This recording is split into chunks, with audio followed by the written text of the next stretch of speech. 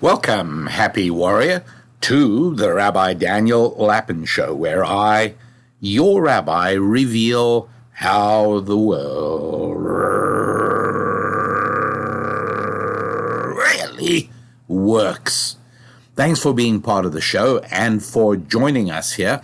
And, I realized this past week that if I wanted to really expand the number of people listening to the show, what I should do is retool the show to be all about how wonderful we all are. You don't have to change.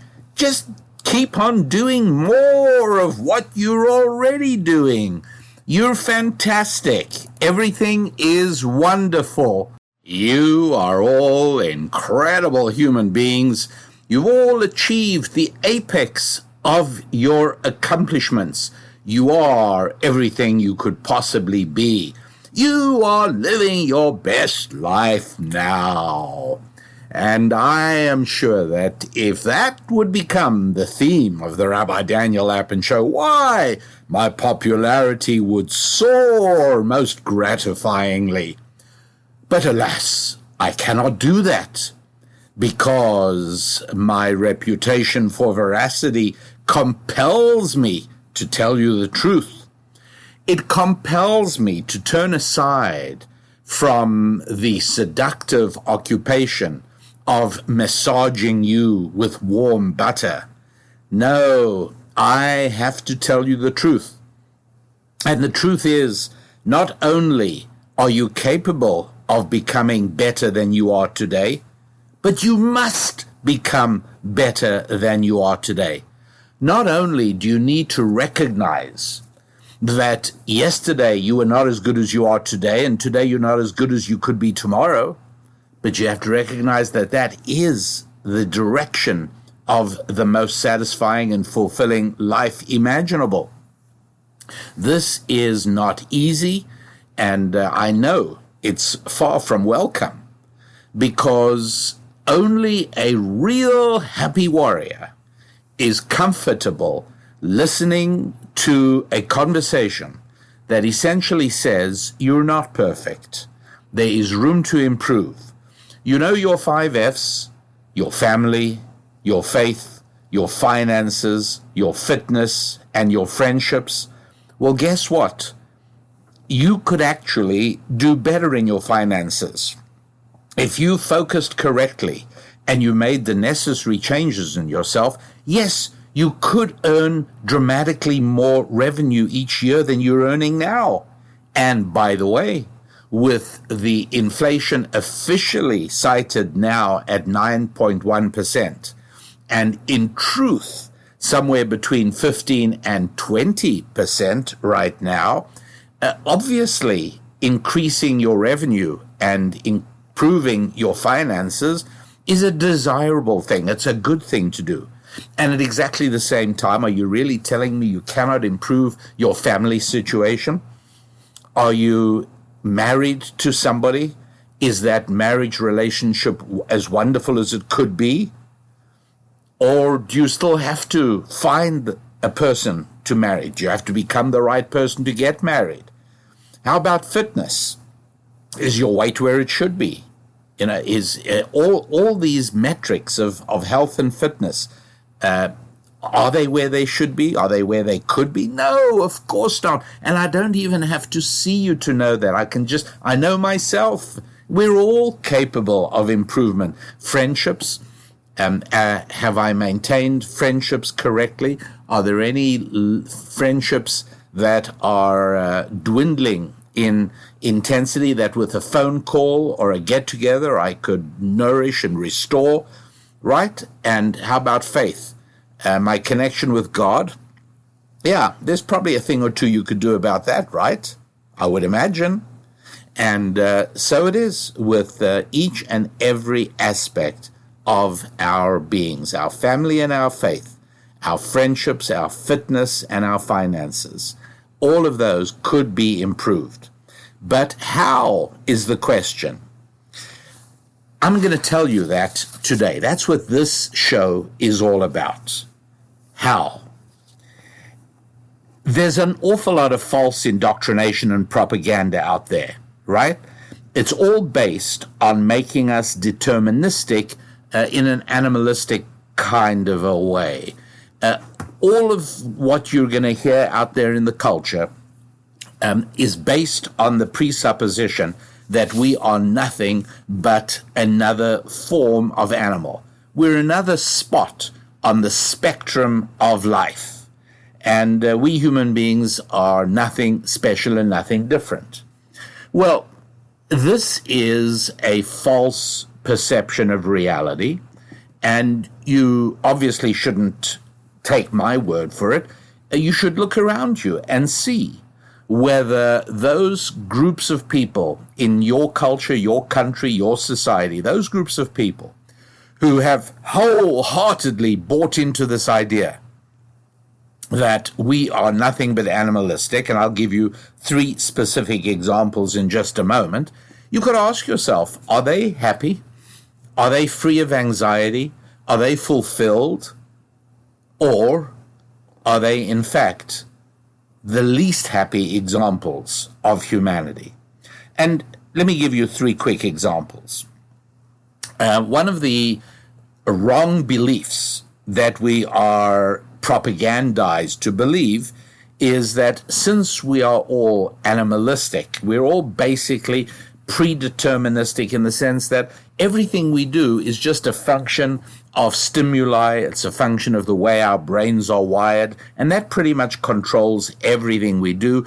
Everything is driven by a biological need for survival and a biological imperative to spread our genes. That accounts for absolutely everything that we do.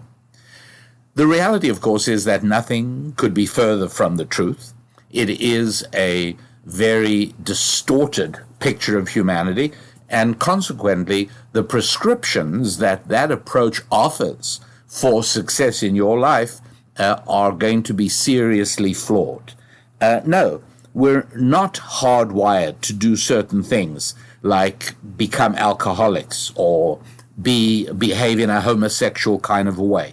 No, we're not hardwired to do any of those things.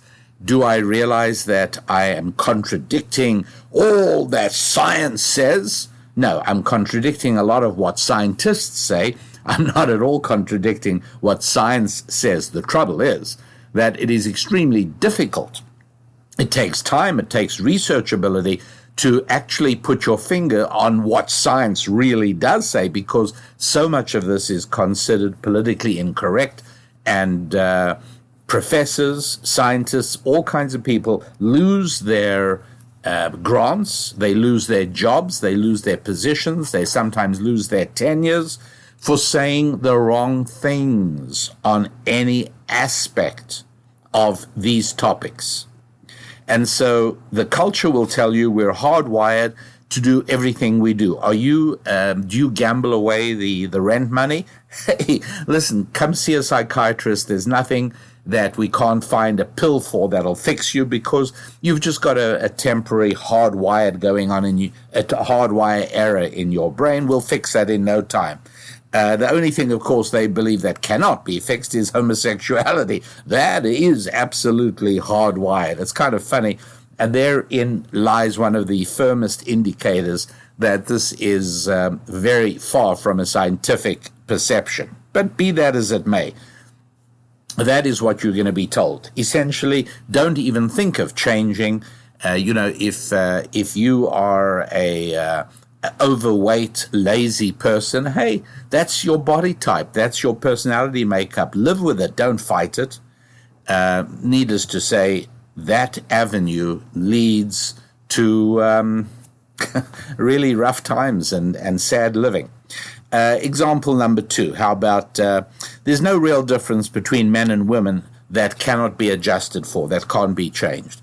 There's no real difference between men and women. Yeah, there are socialized differences, because you teach little boys to play with trucks and guns and you teach little girls to play with dolls, they obviously come out a bit different. But there's no need to do that, because fundamentally boys and girls are exactly the same. So that would be an example of a belief that is being beamed out at you by your society, by your culture, by your, in some cases, your friends and family. But you have to be aware that the landscape that I am going to be depicting today could not be more different. And the obligation rests on you to decide whether I'm wrong and they are right, or whether they are wrong and I am right. The one thing you should not do, please, is just ignore it and move on. You really need to decide whether what I'm telling you in today's program is true, or at least more true, or whether what you hear in the culture is more true. I said I'd give you 3 examples. All right, here's another one. There is no human problem that cannot be solved by a specialist doctor. You got a rash on your skin? I got a dermatologist for you. You've got deep-seated insecurities and anxieties and problems with your parents? Hey, I got a psychiatrist that'll fix you. You got a heart problem? Hey, no problem. Got a cardiac specialist. He'll take care of you. We got a pill for almost anything that is wrong. So that would be just 3 examples of the way the culture views human beings, and how different it is from the way that ancient Jewish wisdom views human beings. No, we're not hardwired to do certain things. We are unique among all creatures on the planet in that we have a will. And unlike every animal, from amoebas to orangutans that operate on instinct, we operate on will. And even though it is hard, we do have the capacity to will ourselves away from self-destructive behavior towards uplifting and positive behavior. No real difference between men and women? Not exactly. A huge difference between male and female, so important that it is laid out very early in the book of Genesis. Could have said God made human beings on a non-binary spectrum, or it could have just said God made human beings, end of story. But very explicitly male and female, and so you have to decide. You know, don't say, well, that's the religious view, so I'm a religious person, so I should follow that. No, don't say that. Or don't say, hey, I'm an atheist, so therefore I have to reject that because it's a religious position. Forget the labeling of it. Forget where it comes from. Ask yourself which view more accurately reflects the reality you see around you. Is it really true that the very tiny number of women working on the exciting excavation and construction site with a huge yellow tower crane over the road from me that I love watching, is it purely gender inequality that makes it true that I have yet to see a single woman standing at the top of a currently being cast 30-foot concrete column measuring 24 inches by 24 inches? Haven't seen a single woman clutching onto the rebar, onto the reinforced steel bars that protrude from the top of that. Haven't seen a single woman. Is that all because of sexism? Is that all because women are kept down? Or is it that most women don't care to do that kind of work? Right? So that's what you got to ask yourself, right? Again, remember, I'm not in the business of persuading anybody. That's really not what I'm doing. All I'm trying to do is provide an alternative viewpoint to the popular culture for you to determine, for you to evaluate, for you to weigh up whether the popular culture's view is more correct or the view from ancient Jewish wisdom that I present you with is a more accurate depiction of what you yourself see out there. Can everything be solved by a specialist doctor? Is a psychiatrist necessarily the very best person? Is the therapist the very best person to help you with certain uncomfortable feelings that are inside of you? No, that would not be the case. So as I explained, some of the regular listeners to the Rabbi Daniel Lapin show, and by the way, if this is one of the first you're hearing, well, you've picked a difficult one to dive into. I'll be the first to confess this was not an easy one to get started on, but I really would strongly recommend that you go back and catch earlier shows, because I tend not to repeat the stuff very much at all. And so, for instance, a while back, I did a show on how dangerous is the phrase, I am who I am, or I am what I am, which people often turn to as a refuge against the compelling call to become more than you are. And the way you resolve that in the most simple and painless way possible is you say, you know what, leave me alone, my conscience. I know you're trying to tell me I can do better, I can become a bigger person, a better person, a wealthier person, a more generous person, a more compassionate person. I can become a better husband or a better wife. I can become a better father or a better mother. I can become a better brother or a better sister. And you put away that voice by saying, you know what, this is how God made me. I am what I am. It's just how I am, and we have to live with that. So I've spoken about how untrue that is, and how incredibly destructive that is. And that this statement, you know, hey, I am what I am, that's perfectly true for a camel or a cat or a cow or a kangaroo. Oh, yeah, very, very, very true, but not at all true for a human being, the only creature on the planet touched by the finger of God. And for more clarity on that, and I go far more deeply into this, never on the podcast, because that's not what this show is all about, but on an online course available at my website called Scrolling Through Scripture. I give you everything. I hold nothing back in terms of demonstrating the way to dive deeply into the inner and often hidden meanings in the most significant book in the history of the world. The book that has published more copies than any other book in the history of the world. The book on which all of Western civilization and the conspicuous successes of Western civilization are all based. And how and why that all works is in a program called Scrolling Through Scripture. All you got to do is go to the website, RabbiDanielLapin.com. Okay, go to RabbiDanielLapin.com, and you can actually even watch a free episode of the entire course, Scrolling Through Scripture. And I will try and put a source for that, a link for that, in the description below. But otherwise, just go to RabbiDanielLapin.com and look for online courses, and there you'll see Scrolling Through Scripture, and go for it. Look, it's life-changing. And when you realize that it is precisely the book we call the Bible that is responsible for the major distinctions between the West and the rest, and you realize that if that's what this book can do for an entire society, you can imagine what it can do in the life of one human being. And so it's really important, and I lay this out because I want you to understand that there is no commandment in the Torah to believe in God. I don't know if you've ever noticed that, but it isn't there. Right? Nowhere does it say, and thou shalt believe in me, saith the Lord. It doesn't say that. Nowhere to be found. You know, in what the Torah itself calls the 10 statements, never calls them the 10 commandments, always calls them the 10 statements. One of the statements is, I'm the Lord your God. But it doesn't say you have to accept that. It doesn't say you shall believe that I am the Lord. It doesn't say that.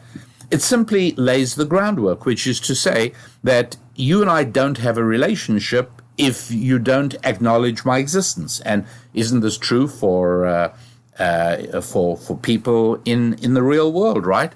if I can't imagine this happening on the street of any American city, but just imagine a thug confronting you and pointing a gun at your head.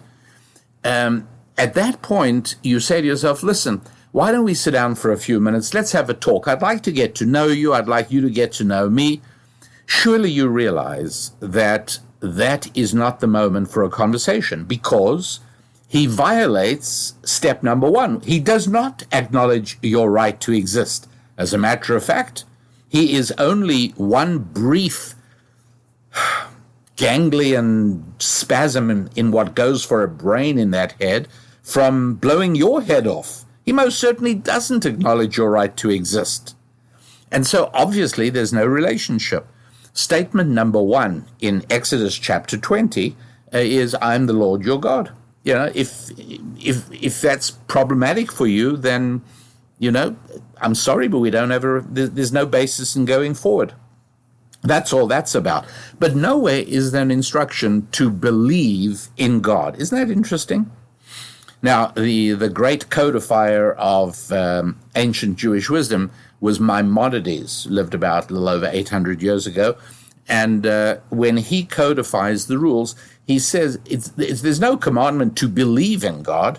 There is a commandment to know there is a God, which is an entirely different thing, right? Because nobody is commanded. Nowhere in the Torah is anybody commanded to do something that is outside of their own volition. And so, for instance, there would never be an instruction that says homosexual behavior between two men is prohibited if people didn't have any kind of choice, if there was no volition there. And nobody would be told, hey, you must believe in God. You can't force me. You can point a gun at me as Islam does and say you must profess a belief in Allah. Yeah, absolutely. You got it. I believe. Yeah, it's amazing how persuasive a .357 Magnum can be. But in reality, nobody can command somebody else to believe in anything. All you can do is encourage behavior and discovery and investigation that could result in what? No, not belief, in knowledge. So knowing there is a God is what I am called upon to do. I'm never called upon to believe there is a God. No, not at all. So what am I called to do? Well, I am called to follow a number of commandments. A number of commandments in the Torah whose purpose is to produce ultimately a relationship with God. That's right. I am told to do actions, not thoughts. Now, there are exceptions to that. I'm told not to covet something that someone else wants. That's the 10th statement, if you like, in Exodus. I mustn't. Now, that's a thought thing, right? And that's one of the places we know that we do have control over our thoughts. Right? If God says, I don't want you to steal stuff that belongs to other folks. Okay, Lord, done. I won't do that action. Okay, we're not finished yet. I don't want you to even want stuff that belongs to other. Whoa! I can't help how I feel. Oh, yes, you can. I can't help how I think. Oh, yes, you can. So we're given things to do that actually will shape our belief system. You follow what I'm saying? And this brings us to the crux of today's program. The crux of today's program is an equation that reads, actions produce beliefs. But like all mathematical equations, it can be read from left to right as well as from right to left. And so just as actions produce beliefs, beliefs produce actions. Well, what are you talking about, Rabbi Lapin? Isn't this circular thinking? You know, actions produce beliefs. Well, beliefs produce actions. So round and round and round the roundabout we go. No, not at all. And I will explain this again in the context of the idea that the Torah does not instruct human beings to believe in God. It instructs us to behave in certain ways. So to give you an example, I am prohibited from speaking gossip about other people. Well, guess what? Every time I exert that control over myself, I actually am impacting my belief system. I'll give you an example of this, and I'm sure that you would acknowledge this to be the case. Have you noticed who are the most adamant and vehement and emphatic opponents of smoking? It's always people who used to smoke and gave it up. That's right. They get really upset when you smoke. Got it? Why? Because the action of stopping to smoke is a huge exertion of force and will on your body. Your body craves the nicotine and the tobacco, and you stop and you say, I will not be having a smoke now. That action produces a parallel belief. And the belief is, whoa, smoking is really bad. Well, but that's kind of why I gave up smoking in the first place. Well, yeah, that's what I have to explain. That's true. But the other way is also equally true, in the same way that 8 equals 4 times 2. So I can multiply 4 by 2 to get 8. But I can also read it the other way, which is 8 equals 4 times 2, or 4 times 2 equals 8, which means I can break 8 down into its factors and say, you know what 8 can produce? 8 can produce 4 piles of 2, or 2 piles of 4. And that also, it reads both ways, but it's not that simple. So I'm now going to go ahead and explain exactly how the action and belief mechanism works, because in understanding how the world really works, very little is more important than in understanding how you work, and for me to understand how I work. And when you understand that the interface between body and soul operates on the basis of actions and beliefs, you are so far ahead of the game in not being a tennis ball floating down the gutter of life. It's too wonderful for words. Now, I'm going to explain this. And I've explained in the past certain similarities between the physical world and the spiritual world, the world of the body and the world of the soul. And so I'm now going to give you a very important example from the physical world. But before I do that, allow me, please, to issue a warning. And the warning is that many women listening, and yes, I assure you, your rabbi has no doubt whatsoever as to what a woman is and what a man is. I really know. And there are many beautiful and wonderful female happy warriors listening who are going to have an instinctual tendency to kind of turn me off, because I'm going to be speaking about objects in science. And you're going to say, I'm not interested in science, so I don't get science. I know you're going to say that, because the overwhelming majority of men in science, technology, engineering, and mathematics, not to say there are no women, but the overwhelming majority of men tells me not that women are oppressed, and not that women are indoctrinated by their parents to think they can't do math. It's just that women are less interested in those things than men are. Intuitively, men are more interested in things, and science is the measurement of things, whereas women are more interested in relationships and people. And so many more therapists are women than are men. They're drawn to the field because they are intuitively better equipped to instinctively understand human relationships. So, my dear lady happy warriors, please bear with me here. I'm your rabbi. How often do I beseech a favor? How often, right? I don't ask you for a favor that often. Well, today's one of those times. And so today I say to you, lady happy warriors, please try and hang in here for the next, it's only going to be 3 or 4 minutes, and then we'll move on. But guess what?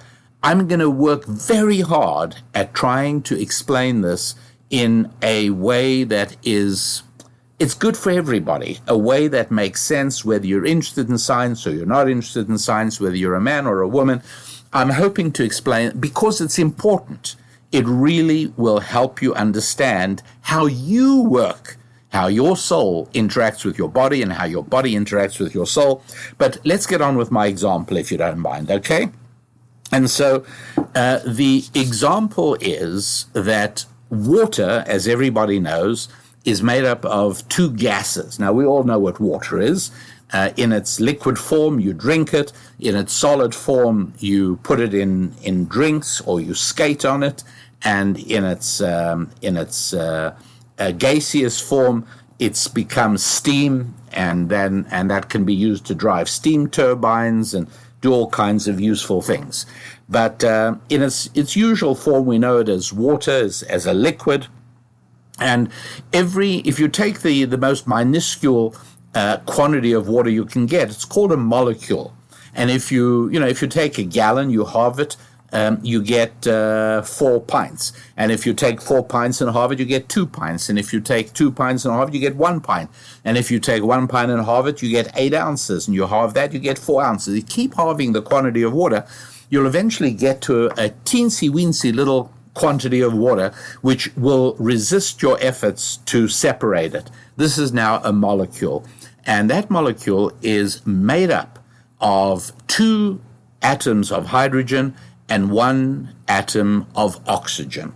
Okay, fine. Now, if you are a homeschooling mom, then you may well have already done this experiment. And if you're not, you may want to do it anyway. It'll amaze your children and astonish your friends. What you do is you take some water. You will need to add a tiny little bit of salt or a tiny little bit of sulfuric acid to it for reasons having to do with conductivity. I won't go into that now. And then you take 2, I was going to say 2 pieces of metal, but if you actually want to try this, you might want to try and use a piece of pencil lead or something. Graphite would work okay. So would some other metals. Copper wouldn't be the best to use. At any rate, take 2 pieces of metal and attach one to one side of a battery, attach the other to the other side of the battery, and immerse those, we call them electrodes, immerse them into the water. You're going to notice a stream of bubbles rising from each conductor, from each side of the battery, from each electrode that is connected to the battery. Now, you could actually invert a glass over each rising column of bubbles, and if you use the same size glass, you're going to notice after a while that one side seems to have twice as much air or gas in it than the other. And it's not air, it's actually hydrogen. And that's because there's twice as much hydrogen in every molecule of water than there is oxygen. Now, this will carry on, and eventually you'll be able to end up with a little container of hydrogen, which is hard to keep it trapped. It tends to escape quickly. It's so the atoms of hydrogen are so tiny, they even go through the space between the molecules of rubber in an ordinary balloon. You need a mylar balloon in order to keep hydrogen safely trapped. And then you get a lighter than air balloon. Oxygen is easier to get trapped, to maintain and retain. Anyway, my point is that we are able to convert water into hydrogen and oxygen. Why? Because there's an equation that says H2 plus O, 2 atoms of hydrogen plus 1 atom of oxygen, equals H2O, equals water. But it also reads the other way. Water equals 2 atoms of hydrogen, 1 atom. So I've now shown that, yes, indeed, water does equal 2 atoms of hydrogen, 1 atom of oxygen for every molecule of water.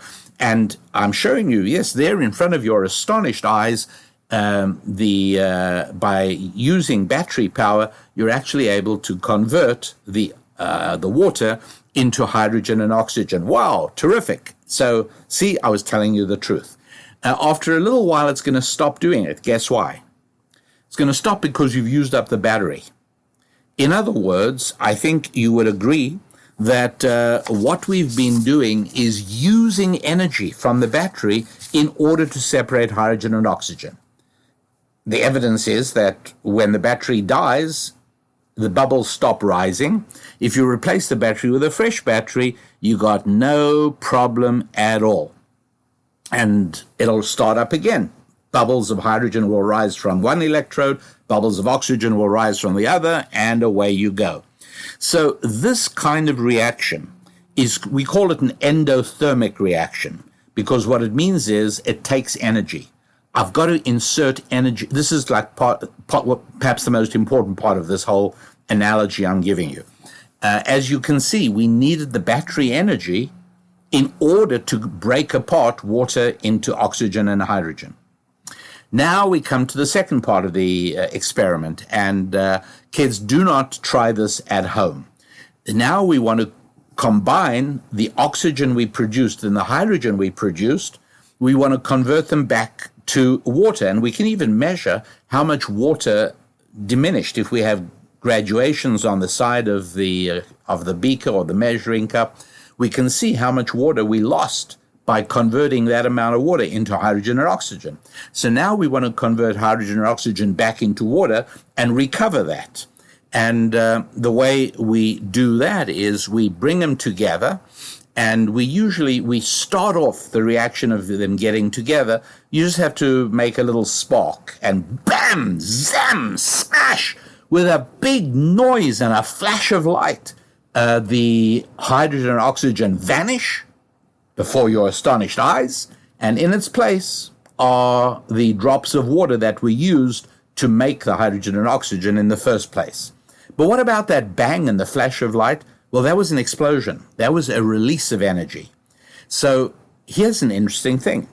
This kind of reaction, where when you bring two chemicals together like hydrogen and oxygen, it turns into something else and it releases energy.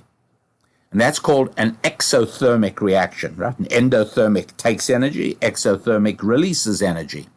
So basically, if we don't delve too deeply into 20th century thermodynamics, basically it is safe and reliable to say that the amount of energy we used up out of the battery in order to convert that amount of water to oxygen and hydrogen, when that oxygen and hydrogen is converted back into the same amount of water, the amount of energy released is exactly the same as the amount of energy we used in the first place.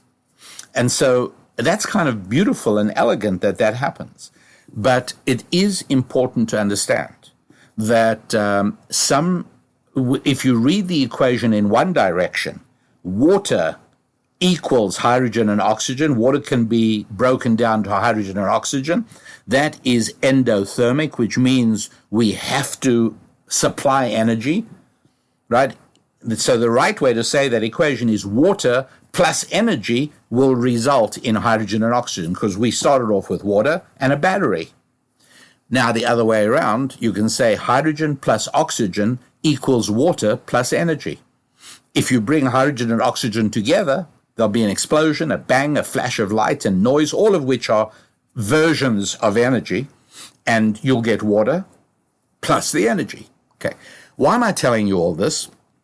Because the equation that we're looking at now, which is that I can impact my beliefs by certain types of actions, that equation, okay, is an endothermic reaction that requires energy. When I look at the equation in the other direction, that beliefs produce actions, that direction produces energy. Okay, so if you think back to this equation, which I hope you could imagine and visualize me doing, I took water plus energy in the battery, and I ended up with hydrogen and oxygen. And now if I want to go in the other direction, I start off with hydrogen and oxygen, put them together, big flash, big bang, and water. So hydrogen plus oxygen equals water plus energy, or if you like, water plus energy equals hydrogen and oxygen. And so when we look at these equations, it's always important to absorb and include energy considerations as well. And that is exactly what we're talking about. You can shape your beliefs by certain actions. Remember, I told you before that the Torah doesn't ask me to believe anything. It asks me to do certain things, and the end result of doing those things are certain beliefs, because actions plus energy produce beliefs. But once those beliefs are in place, those beliefs produce action and also a release of energy. I'll explain that more specifically now. And that's the end of the science part of it. So all of you brave, lady happy warriors who diligently, doggedly, and resolutely stuck with me through that scientific explanation, aren't you pleased you did? Come on. You're pleased you did, because you really now understand something you didn't understand before. You may not have enjoyed it, but, well, I hope it was worth it. But thank you for hanging in there. Now, let's give you a practical example. You don't like the way you feel about an associate at work, a friend. You don't like the way you feel about a parent. Maybe you don't feel like the way you feel about a child, but I'll explain that in a separate category. Maybe you don't like the way you feel about a spouse.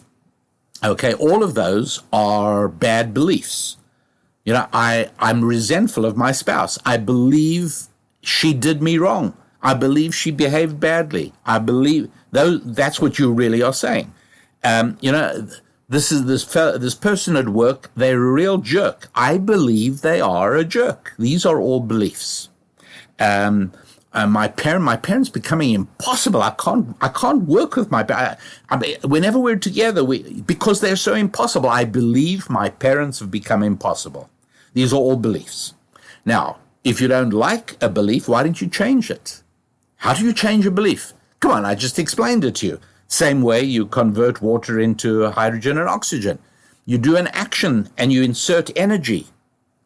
Well, what are you talking about, Rabbi Lapin? Stop this already. Let's leave the example and let's talk about reality. Well, the example is kind of reality, but all right, fine, I know what you mean. You don't like the way you believe somebody is. Or another way of putting it is you don't like the way you feel about another person, say your spouse. You know, whatever it is, you know, your spouse, you feel your spouse didn't treat you respectfully. That's a belief, right? Beliefs and feelings run close, very closely together. You believe your spouse didn't treat you respectfully, or you believe your spouse was not sensitive to what you think are your needs, etc., etc. And so you're feeling resentful towards your spouse. Your belief is your spouse doesn't deserve your love and your good. Okay, what are you supposed to do about it? I'm going to express it in the form of an English formula, and what is more, I'm going to repeat it because it is quite complicated.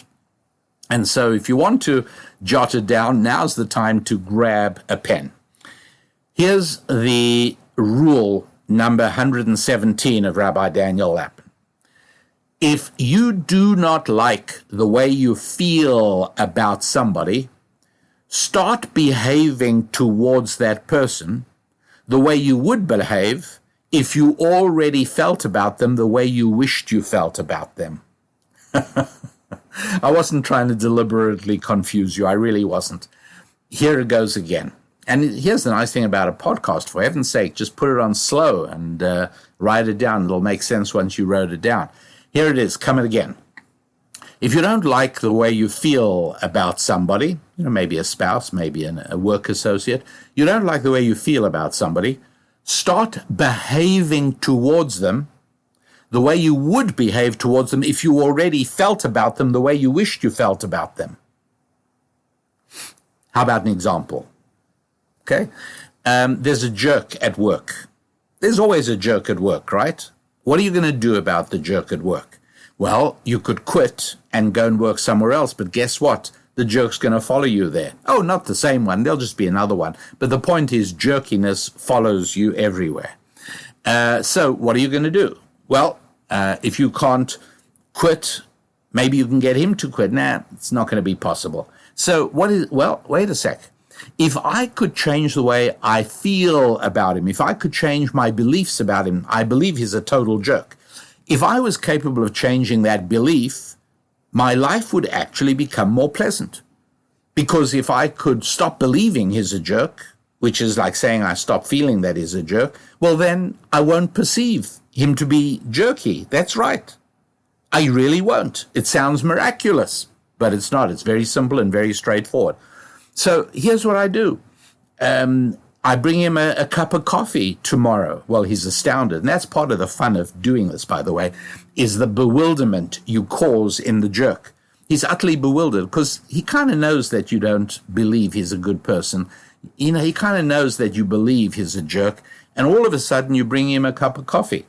And then 2 days later, you have a real nice pen you got from a client or from a vendor, and you walk over to him and you say, listen, I've actually got one of these. You might enjoy this pen. I use it a lot. It's really a lovely pen. And you give him the pen. Well, he's completely baffled. And don't for a moment think that this is magically going to change him to stop being a jerk. It won't. Jerks are jerks. But I'll tell you what it will do. Because you are behaving towards him the way you would behave if you actually liked him, if you believed he was not a jerk, your belief system starts changing. That's right. Actions change beliefs, right? And we all know these things already, right?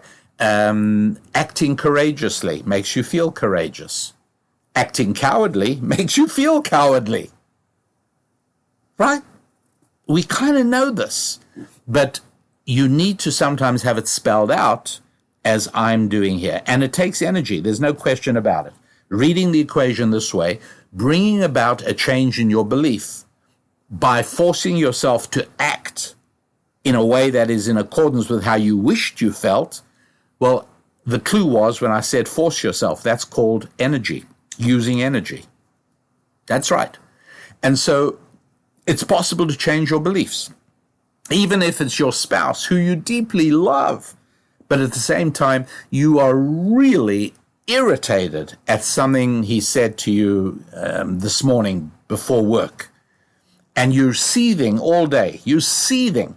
And the best part of it is you're thinking of all the things you're going to say as he walks through the door this afternoon. And you've got some real zingers that have been accumulating during the frustration of the day as you replay over and over and over again everything he did to infuriate you. That's one way of running your marriage. Here's another way. Change the way you feel about your spouse. How do you do that? Well, prepare his favorite dinner. Or there are other also obvious ways that you can bring joy and delight to your husband when he walks through the door. And you say to yourself, well, I'm not going to act that way. I don't feel warmly towards him, and I don't want to be a hypocrite. Come on. That's not being a hypocrite. A hypocrite involves talking other people into doing things you don't do yourself. No, this is called inconsistency. And you know what? Heaven is full of inconsistent people. It's good.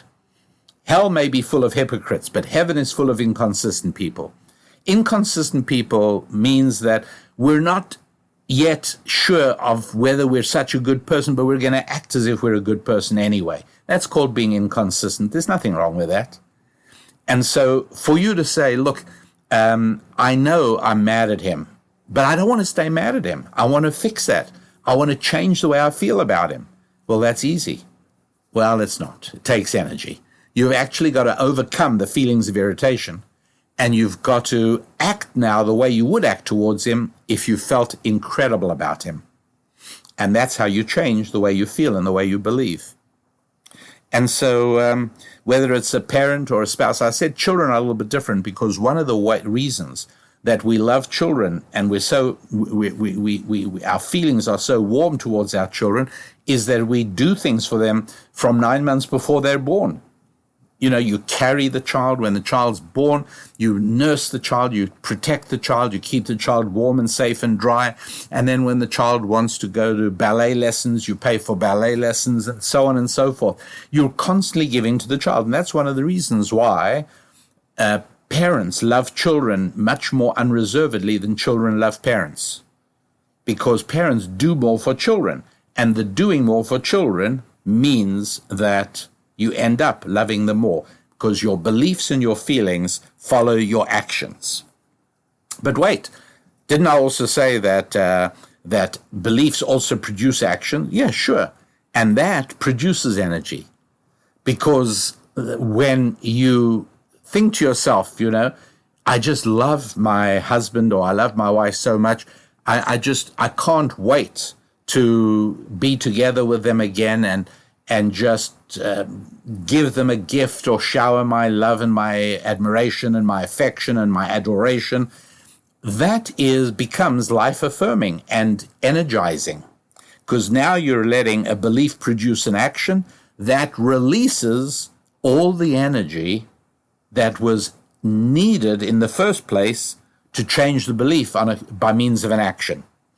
I do hope that I am explaining this in a clear way. I really do, because this is so life-changing and this is so life-enhancing. It makes such a huge difference once you understand this aspect of how the world really does work.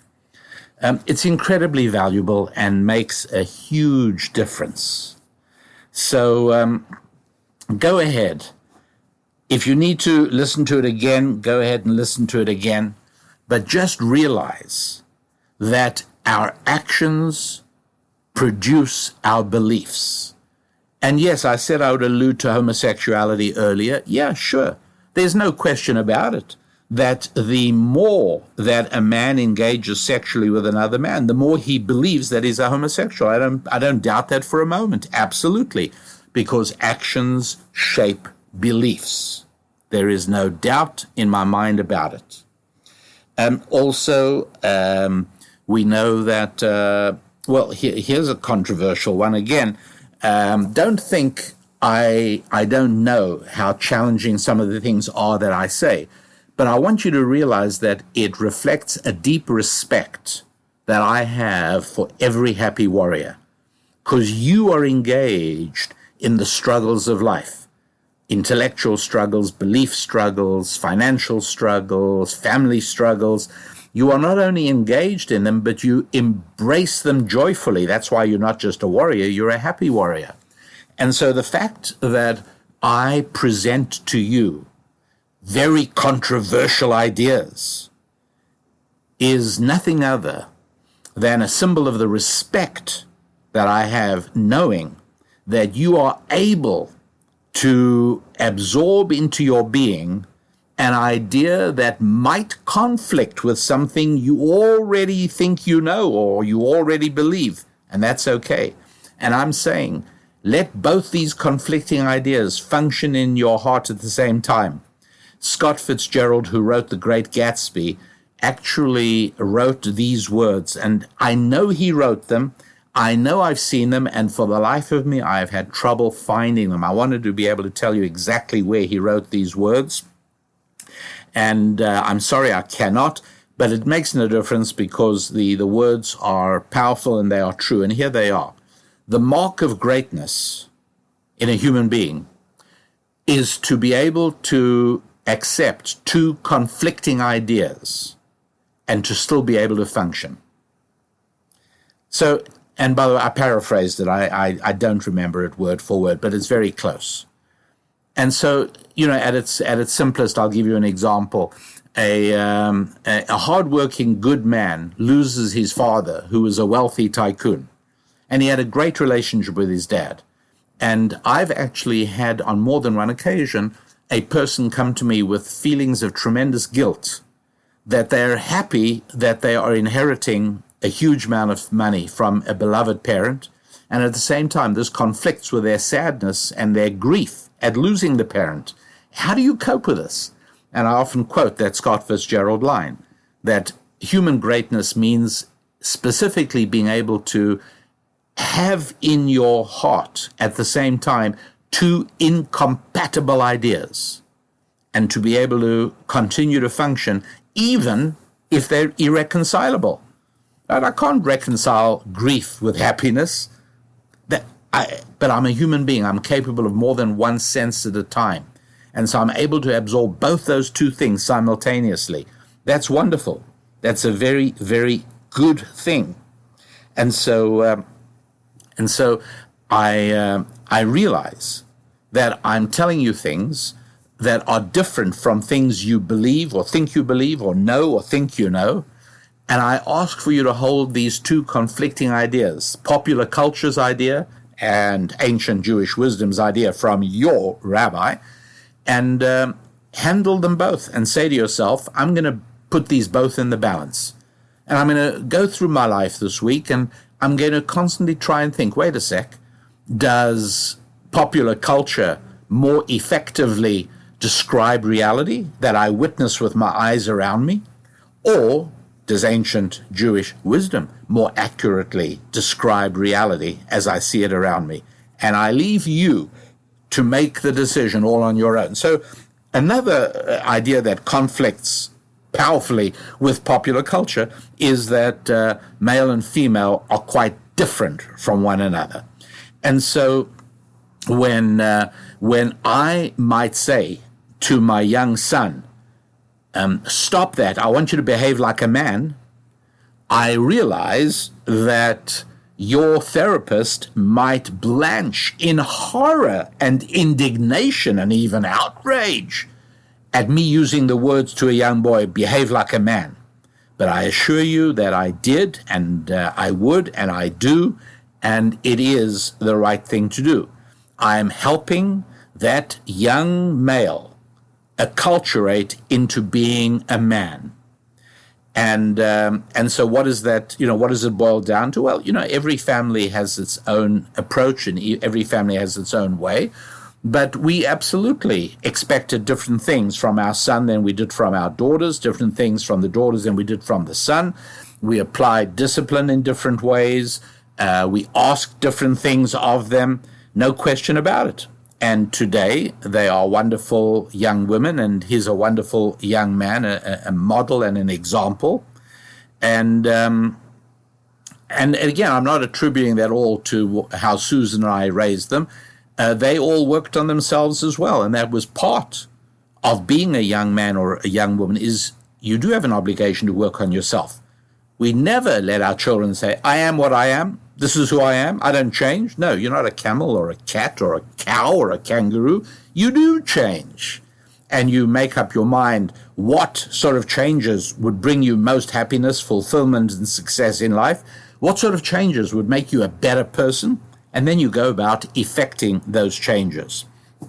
And so, yes, very big differences between male and female, between men and women. You only have to read the relevant chapters from Mark Twain's The Adventures of Tom Sawyer. And there's that lovely section where Tom becomes aware of Becky Thatcher.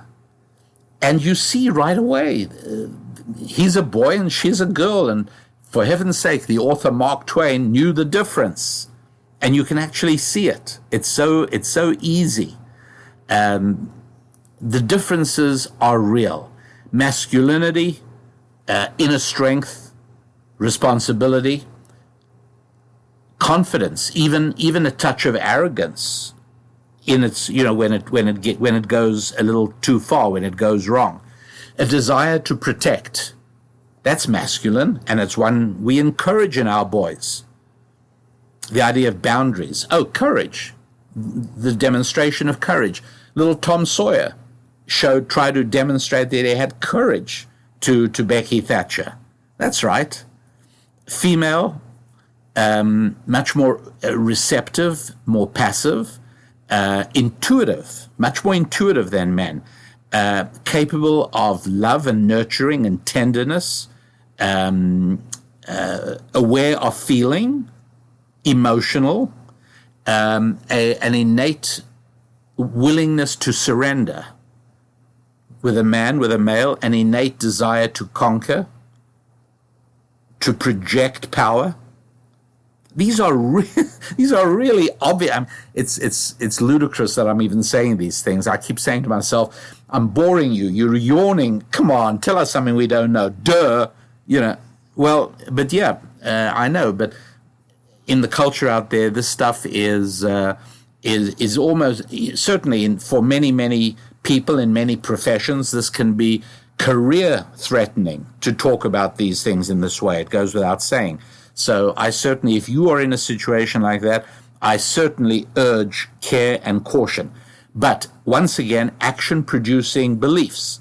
If I want my son to think of himself as a man, then I ask him to do manly things. If I want my daughter to think of herself as feminine and to be a girl and to find delight and joy in being a woman, I ask her to do womanly things. And it's an entire aspect of child raising which doesn't get spoken about a whole lot, because today it's entirely contrary to the popular culture. Remember, I told you at the beginning, a lot of this is predicated on popular culture's deep conviction that we are nothing but sophisticated animals. And the truth is that there are no differences between male and female lions or giraffes or camels or cats or cows or kangaroos. The differences are just biological. But with human beings, the biological differences are just the least of it. It's the spiritual differences that are so huge and so important. Femininity and masculinity, they exist with human beings, but not with animals. And so a lot of these things, I know, are contrary to the message. Articles in the paper, magazines, on television, on the internet, it is very, very difficult to hear the alternative approach that I am telling you today, because there is so much woke dominance. Look, the lethal obsession on the left means that it must entirely dominate the culture. And that's why you will be hard pushed to find anywhere else where you will hear the kind of things we talk about on the Rabbi Daniel Lapin show. And so there it is, my dear friends. Actions plus energy produce beliefs. And then finally, beliefs will result in actions, but also with a joyful release of energy. All that energy comes back to you. It's fun, it's exciting, it's beautiful, and it's joyful. And that, my dear friends, brings us to pretty much the end of today's Rabbi Daniel Lapin show. And it is always with sadness and reluctance that I draw close to the end, because it means it's another whole week before I get a chance to share with you ancient Jewish wisdom that will help you enhance your faith and your family, your fitness and your finances, and your friendships. Have a great week. Onwards and upwards. I'm Rabbi Daniel Lapin. God bless.